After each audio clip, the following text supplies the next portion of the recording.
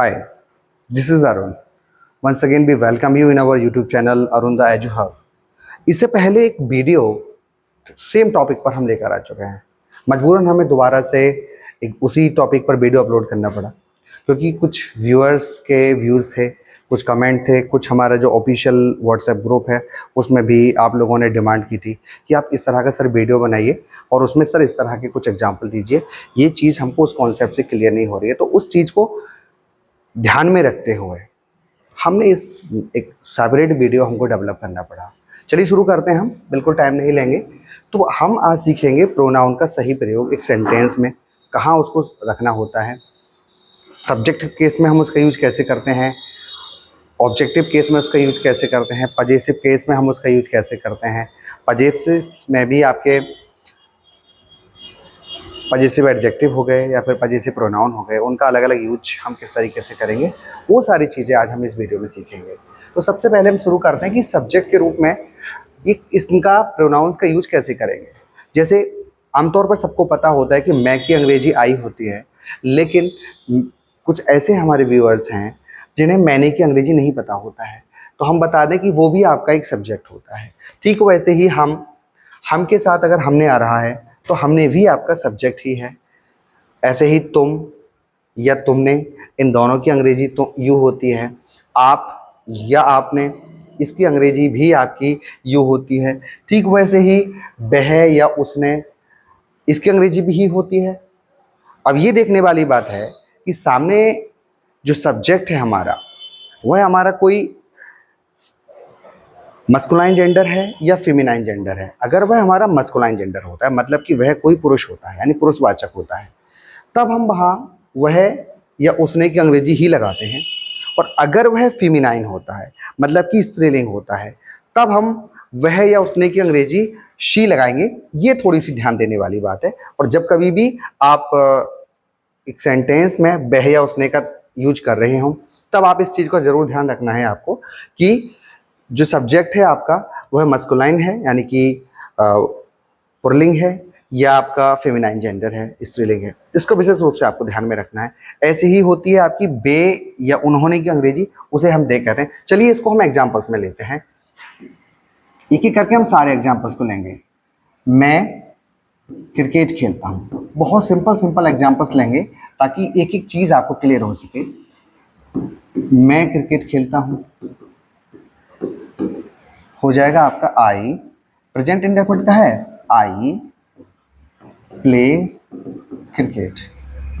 अगर इस तरीके से होता मैंने क्रिकेट खेला, बात पास्ट इंडेफिनिट की हो जाती, मैंने क्रिकेट खेला, तो मैंने की अंग्रेजी भी हमारी आई होती है। अब आप ये देखिए कि मैंने जो यूज यहां पर आया है इस सेंटेंस में, वह आपका सब्जेक्टिव केस के अंतर्गत आया है, अर्थात सब्जेक्ट का कार्य कर रहा है, कर्ता का कार्य कर रहा है। मैंने क्रिकेट खेला, और इसका जो टेंस है इस सेंटेंस का, वह हमारा पास्ट इंडेफिनिट है। तो आई प्लेड क्रिकेट, ठीक है, आई प्लेड क्रिकेट। ऐसे ही नेक्स्ट रहेगा हमारा, कुछ और एग्जांपल्स हम लेते हैं ताकि ये सारी चीज़ें हमको समझ आ सकें। लगभग कोशिश यही रहेगी हमारी कि सारी चीज़ें आपको सभी तरह के एग्जांपल्स एक बार करा के दिखा दिए जाए ताकि ये कॉन्सेप्ट आप समझ सकें।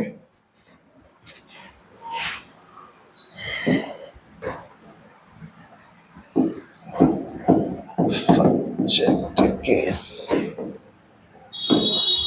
चलिए अब हम आते हैं हम या हमने की अंग्रेजी के ऊपर।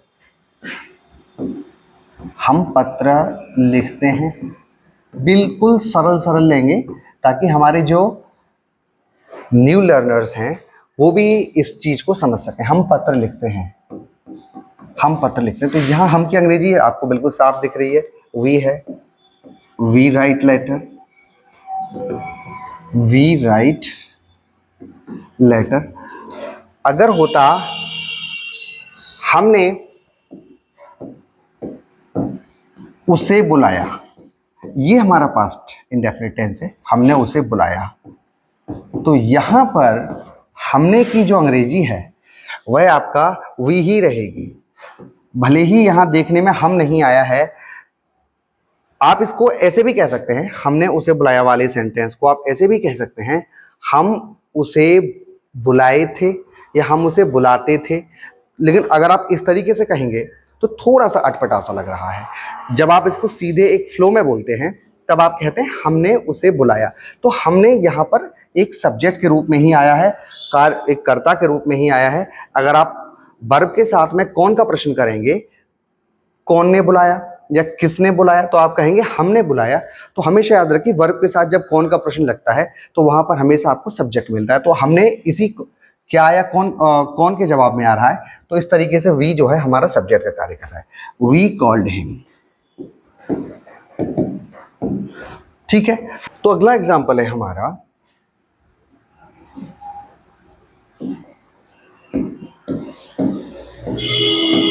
तुमने दरवाजा खोला। तुमने दरवाजा खोला। अब आप फिर से इसको करके देखिए, भाई दरवाजा खोलने वाला कौन है, तो जवाब आएगा तुमने, तुम, आप या आपने। बिल्कुल चारों चीजों का जवाब एक ही है और चारों की अंग्रेजी भी आपकी एक ही है, यू। तुमने दरवाजा खोला, यू ओपन्ड द डोर, है ना। तो इस तरीके से आपने तुम या तुमने, आप या आपने के कॉन्सेप्ट को भी समझ लिया है। अगला है उसने दरवाजा खोला।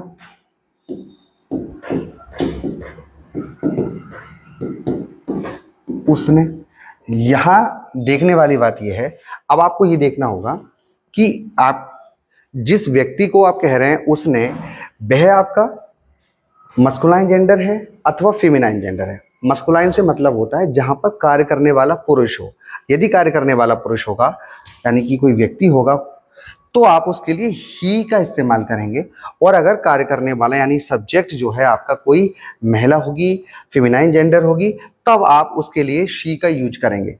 ठीक है, हम जब आपको प्रोनाउन का सेंटेंस के अंदर यूज करना सिखा रहे हैं तो हम ये मान के चलते हैं कि आपको टेंसेस ऑलरेडी बनाने आते हैं और उसमें आपको इस तरीके से प्रोनाउंस का सही से यूज करना नहीं आता, पजेसिव केस का सही से यूज करना नहीं आता, तो उसको आप सही तरीके से लगा सकें।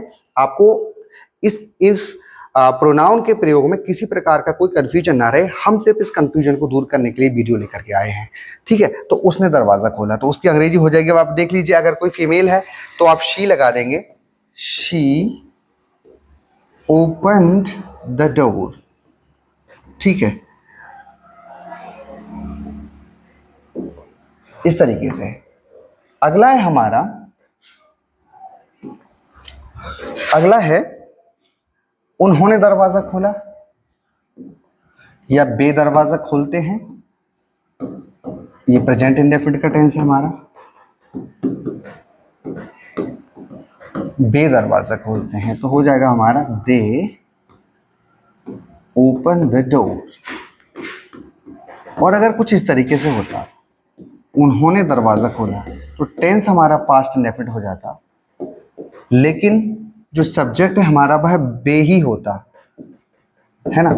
अब आप फिर कहेंगे कैसे, तो उसको चेक करने के लिए आपको फिर से वर्ब के साथ कौन का प्रश्न करना होगा, भाई किसने दरवाजा खोला या कौन ने दरवाजा खोला। तो जवाब में आएगा भाई उन्होंने दरवाजा खोला, है ना। तो आप करेंगे दे ओपन्ड द डोर। तो इस तरीके से आपने बहुत आसानी के साथ में सब्जेक्ट के रूप में प्रोनाउन का यूज करना सीख लिया है। करेंगे ऑब्जेक्ट केस में किस तरीके से हम ऑब्जेक्ट के रूप में प्रोनाउन का यूज करते हैं। एग्जाम्पल होता है, एग्जाम्पल को समझने से पहले आपको ये देखना पड़ेगा, जैसे कि वहां हो गए हम, हमने, यानी कि सब्जेक्ट के रूप में किस तरीके से हमने प्रोनाउन का यूज किया। इस वाली स्लाइड में जो आपको सामने नजर आ रही है वहां आप देखेंगे कि ऑब्जेक्ट के रूप में किस तरीके से और कौन कौन से शब्द हैं जो ऑब्जेक्ट के रूप में आते हैं, जैसे कि उसे, उसको, तुम्हें, तुमको, हमें, हमको, मुझे, मुझको, उन्हें, उनको, है ना। इसमें भी ध्यान देने वाली थोड़ी सी जो कंफ्यूजन की बात होती है वो फिर वही है, फेमिनाइन जेंडर वाली और मस्कुलाइन जेंडर वाली। अगर कोई पुरुष हो तो वहां पर आप उसे, उसको की अंग्रेजी हिम लगाएंगे, और अगर कोई फीमेल हो यानी कि महिला हो तो वहां पर आप उसे या उसको की अंग्रेजी के रूप में हर का प्रयोग करेंगे। चलिए एग्जाम्पल लेते हैं हम। वह उसे बुलाता है।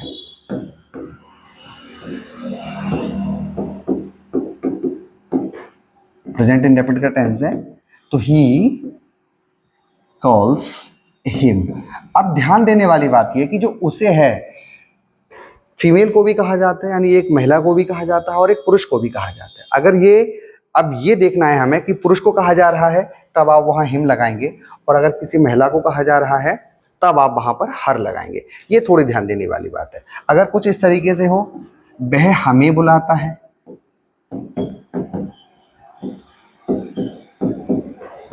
वह हमें बुलाता है, तो हो जाएगा आपका ही कॉल्स, और हमें की अंग्रेजी ये होगी हमारी अस, ही कॉल्स अस। अगर होता वह हमको बुलाता है तब भी आप करते ही कॉल्स अस, ठीक है, क्योंकि हमें और हमको इन दोनों की अंग्रेजी होती है अस। ऐसे ही होए मुझे या मुझको, इसकी अंग्रेजी भी आपकी मी होती है। चलिए एक और एग्जाम्पल लेते हैं। रेखा तुम्हें बुलाती है। अब फिर देखिए इसको, रेखा तुम्हें बुलाती है ना। रेखा भाई किसे बुलाती है? तुम्हें, या रेखा आपको बुलाती है, ठीक है, या रेखा तुमको बुलाती है, या रेखा आपको बुलाती है। तो इन दोनों की सभी जो भी अभी शब्द है उन सभी की अंग्रेजी रहती है आपकी यू, है ना। और यू जो यूज हो रहा है वह आपका ऑब्जेक्टिव केस के रूप में हो रहा है, या हम ये भी कह सकते हैं कि यू का प्रयोग हम ऑब्जेक्ट के रूप में कर रहे हैं। चलिए हम और आगे बढ़ते हैं।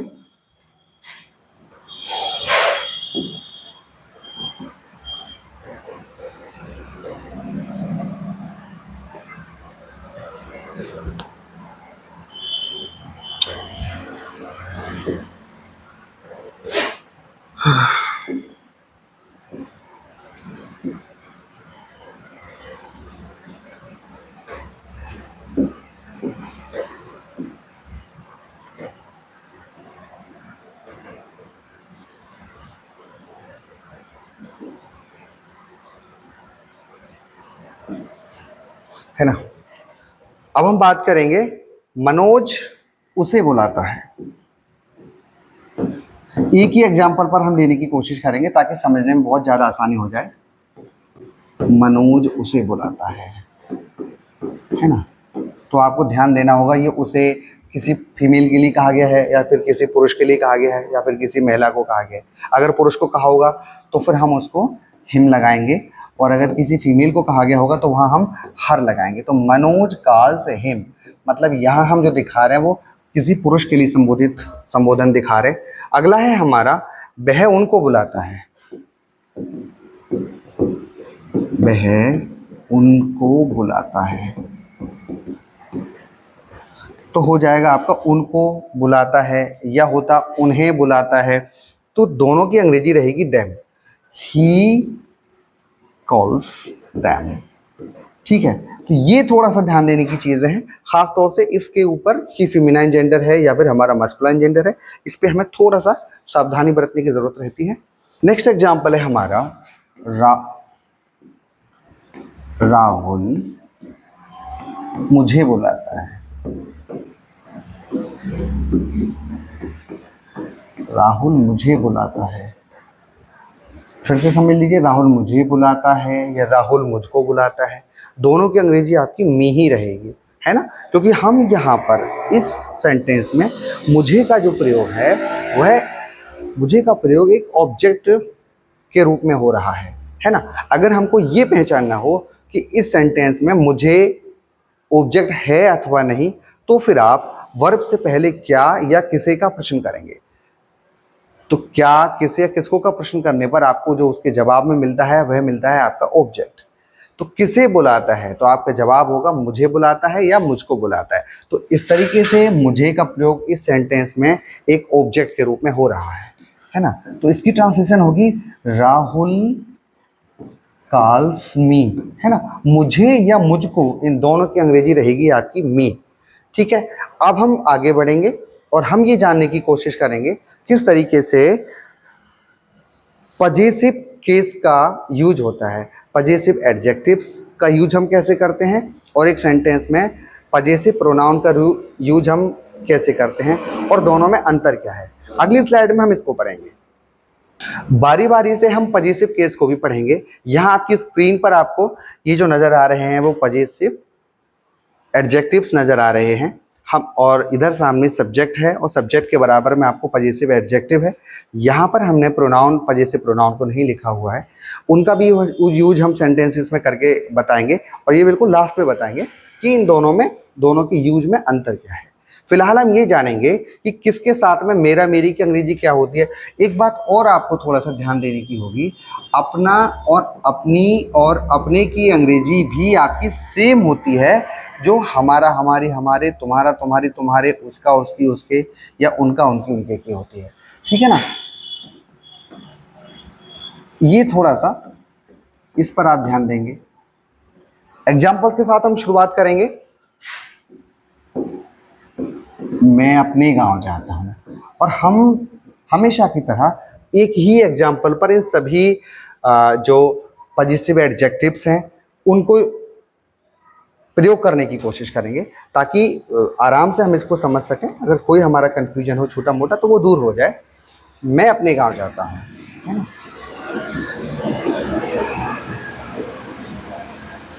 यहाँ थोड़ी सी जो ध्यान देने वाली बात ये है कि प्रत्येक में अपना अपने की अंग्रेजी बदल जाएगी, और अपना अपने की जो अंग्रेजी आएगी वह सब्जेक्ट के अनुसार आती है। तो हमें देखना होगा, हिंदी में सबको एक जैसे ही अपना अपनी नज़र आएंगे, लेकिन जब हम इसको अंग्रेजी में ट्रांसलेट करेंगे तो हर एक सेंटेंस में सब्जेक्ट के अकॉर्डिंग अपना अपने की अंग्रेजी आती है ना। तो मैं अपने गांव जाता हूं, आई गो टू माई विलेज। मैं मेरे गांव जाता हूं, अगर सेंटेंस इस तरीके से होता मैं मेरे गांव जाता हूं, तो मेरा, मेरी, मेरे की अंग्रेजी क्या है, माई है। लेकिन अगर हम इस तरीके से कहेंगे मैं मेरे गांव जाता हूं, तो थोड़ा सा अटपटा लगेगा, और हिंदी में भी सेंटेंस हमारा गलत हो जाएगा, देखने में बहुत भद्दा लगेगा, है ना। और इस तरीके से इसको बोला भी नहीं जाता है। जनरली जब फ्लो होता है तो हम बोलते हैं मैं अपने गांव जाता हूं। तो अगर हम वास्तव में देखें तो ये जो अपना अपने की अंग्रेजी, यानी जो गांव के ऊपर पोजीशन शो हो रहा है वो मेरा पोजीशन शो हो रहा है, और इसकी अंग्रेजी होती है माई, है ना। तो मैं अपने गांव जाता हूं, आई गो टू माई विलेज। अगला हम एग्जांपल लेते हैं, सेम सेंटेंस का हम यूज करेंगे, हम अपने गांव जाते हैं।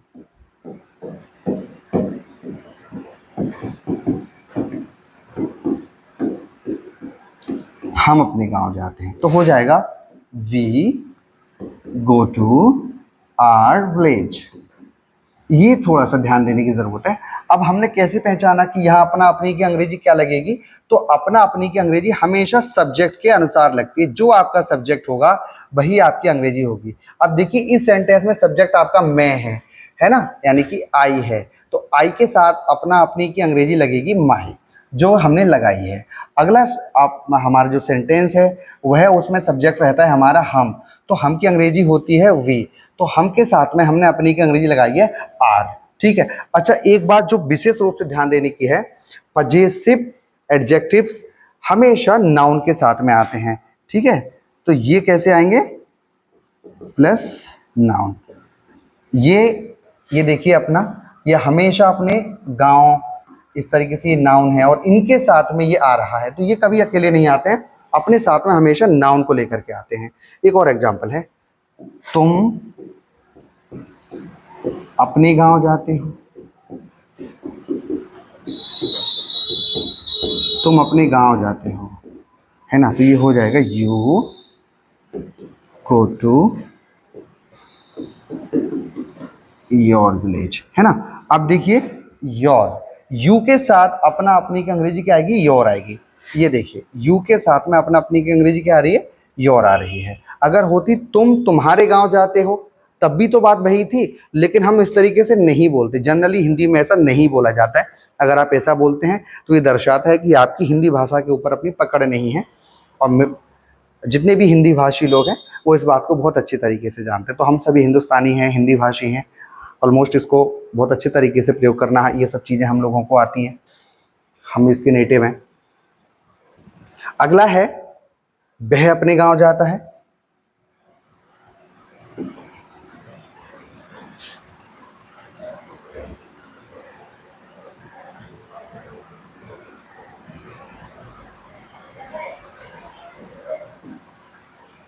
अगर हो एग्जाम्पल हमारा वह अपने गांव जाता है,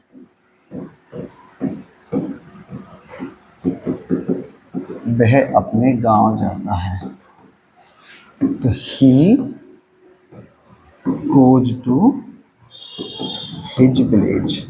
यहाँ ध्यान देने वाली वही होगी जो मैंने बताया था पहले कि सब्जेक्ट मतलब जो सब्जेक्ट है हमारा वो मस्कुलाइन जेंडर है अथवा फेमिनाइन जेंडर है।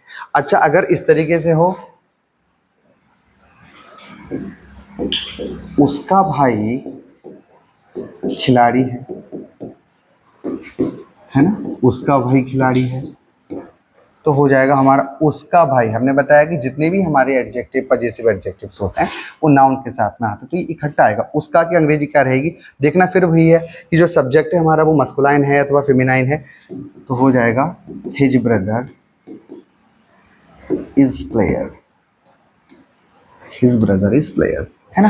तो मैं उम्मीद करता हूँ कि ये सब चीज़ें आप बहुत अच्छे तरीके से समझ रहे होंगे। अगर इस तरीके से होता, वे अपने गांव जाते हैं,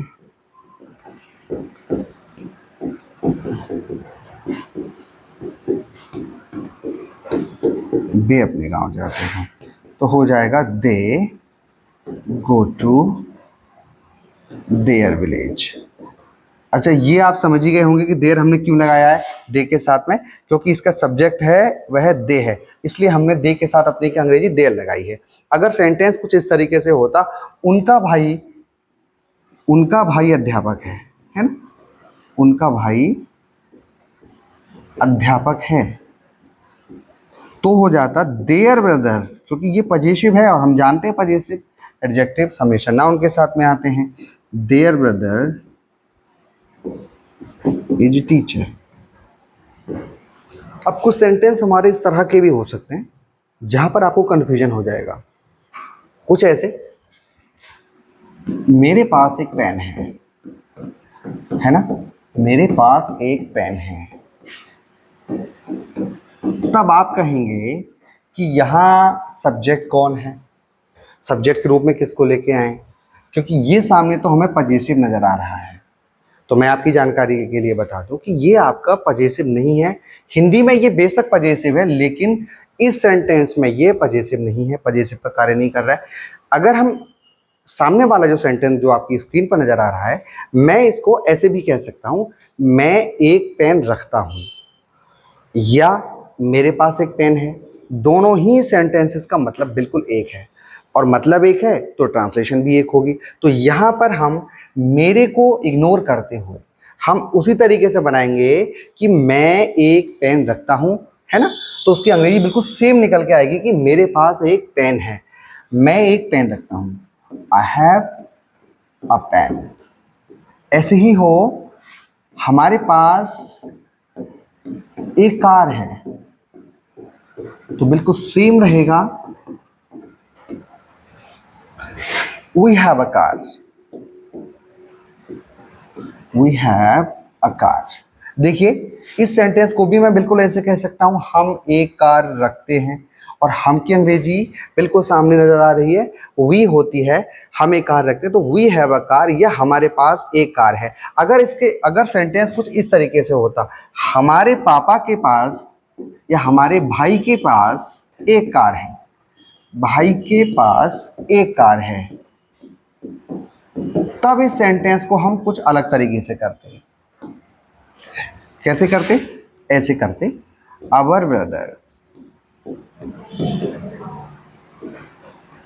हैज अ कार, है ना, या हमारा भाई एक कार रखता है, तो हमारा भाई, वहां हम नहीं आया। अगर हम सब्जेक्ट की बात करें तो भाई किसके पास एक कार है, कौन एक कार रखता है, तो आप कहेंगे हमारा भाई, है ना। और भाई एक नाउन है और इसके साथ में ये आपका पजेसिव एडजेक्टिव है, और हमें पता है पजेसिव एडजेक्टिव हमेशा नाउन के साथ ही आते हैं। तो अवर ब्रदर हैज अ कार, हमारे पास एक कार है तो वी हैव अ कार, और अगर उसके साथ में कोई नाउन भी आ जाएगा, है ना, तो फिर आप करेंगे our brother has a car. मुझे उम्मीद है ये कॉन्सेप्ट आप की समझ में आया होगा और आप इसको समझ भी गए होंगे अच्छे तरीके से। चलिए हम कुछ और एग्जांपल्स लेंगे।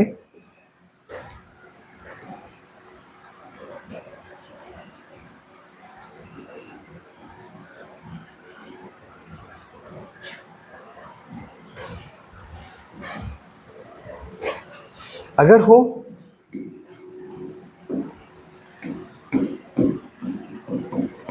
तुम्हारे पास एक बंदूक है, तुम्हारे पास एक बंदूक है, या आप ये कहते तुम एक बंदूक रखते हो, तो ट्रांसलेशन होती यू हैव अ गन, है ना। मतलब ये कि यहां पर आपने तुम्हारे की अंग्रेजी योर नहीं लगाई, इसको आपने पजेसिव एडजेक्टिव के रूप में यूज नहीं किया।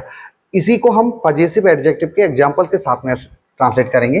तुम्हारे दोस्त के पास एक गन है, तुम्हारे दोस्त के पास एक गन है, तब आप कहेंगे your friend has a gun, है ना। तो अब आपको इसमें डिफ्रेंशिएट करना आ गया होगा, इसमें अंतर करना आ गया होगा। नेक्स्ट एग्जांपल लेते हैं हम।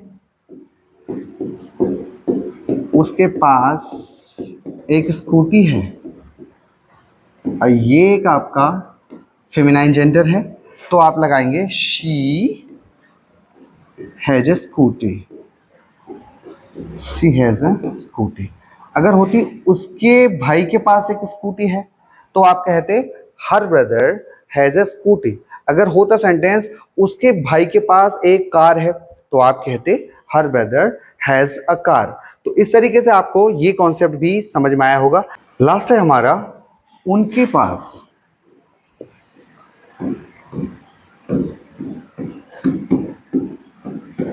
एक पेन है, उनके पास एक पेन है, या आप ये भी कह सकते हैं वे एक पेन रखते हैं, तब आप करेंगे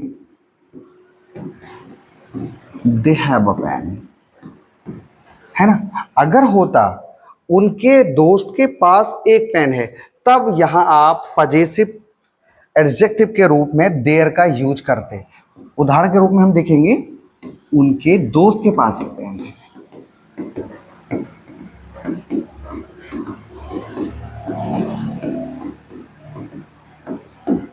तो हो जाएगा their friend has a pen, है ना। तो ये सारे कॉन्सेप्ट आपने अच्छे तरीके से समझ लिए होंगे। अब हम जानने की कोशिश करेंगे पजेसिव एडजेक्टिव और पजेसिव प्रोनाउन में किस तरीके से और कहाँ अंतर होता है।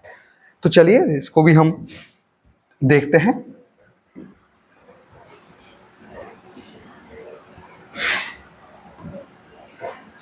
मान के चलिए अगर सेंटेंस कुछ इस तरीके से हो,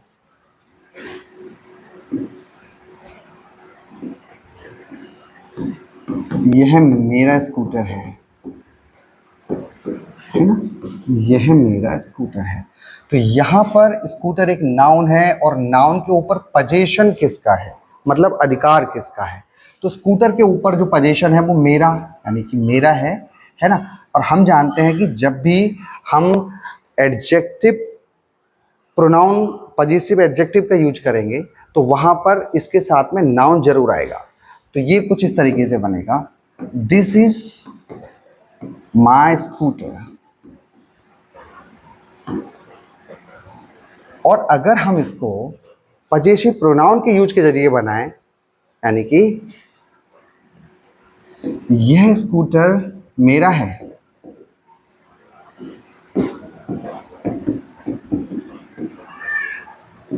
तो हो जाएगा दिस स्कूटर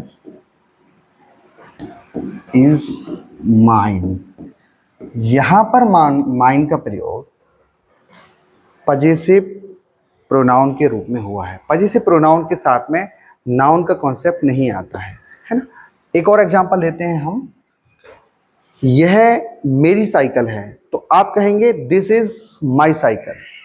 और अगर आप इसको पजेसिव प्रोनाउन के रूप में लेके आएंगे इस सेम सेंटेंस को, तो यह साइकिल मेरी है, तो आप कहेंगे दिस साइकिल इज माइन। यह साइकिल उसकी है, दिस साइकिल इज हर्स। यह साइकिल उनकी है, तो आप कहेंगे दिस साइकिल इज देयर्स। यह साइकिल तुम्हारी है, दिस साइकिल इज योर्स। यह पेन आपका है, दिस पेन इज योर्स। तो मुझे उम्मीद है पजेसिव एडजेक्टिव और पजेसिव प्रोनाउन में आपने अच्छे तरीके से इसके अंतर को समझा होगा। अब जो लास्ट में बात होती है कि एक श्रृंखला चल रही है, आपको पता है, शून्य शेष शिखर की ओर, और इस श्रृंखला के अंतर्गत हम प्रतिदिन जो टॉपिक आपको पढ़ाते हैं उस पर हम आपको एक पूरी एक्सरसाइज देते हैं जो पढ़ा हुआ टॉपिक होता है, ताकि जो लेक्चर आज आपने लिया है या सुना है आप उस लेक्चर को कितना समझ सकें। अगली वीडियो में आप उस जो आप आज आपको होमवर्क दिया जाएगा, अगली वीडियो में आप उस होमवर्क का सॉल्यूशन पाएंगे जिसमें आपको पूरी तरीके से उसको एक्सप्लेन किया जाएगा। अगर आपके कुछ डाउट्स होते हैं तो उन डाउट्स को भी दूर करने की पूरी कोशिश की जाएगी। बने रहिए वीडियो के साथ। Thank you and have a nice day.